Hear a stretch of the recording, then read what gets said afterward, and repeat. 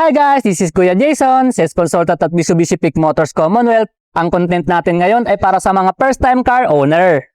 Hindi hadlang kung first time mo mag-apply ng car loan. Ang importante ay maayos ang assessment at tama ang pagproseso ng mga requirements. Paano naman mag-apply ng car loan? Mag-send ka lang sa akin ng mga basic information at requirements para ma-assist ko yung mga application nyo. Kuya Jason, gano'n naman katagal ang approval? 1 to 3 days. Depende ito sa bank at sa profile application.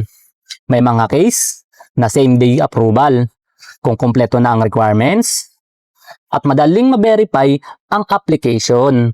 Kailangan ba ng malaking down payment? May iba-iba tayong financing option. Depende ito sa approval at promo. Diba ang mga nasa probinsya? Oo, tumatanggap kami ng mga application mula sa iba't ibang lugar sa Pilipinas.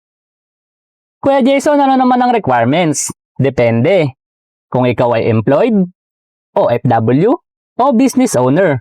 Kung gusto nyong malaman ng mga basic requirements, i-message nyo lang ako dyan sa aking number na dyan sa ating screen at i-release natin yung dream car mo. At once again, this is Kuya Jason. Salamat!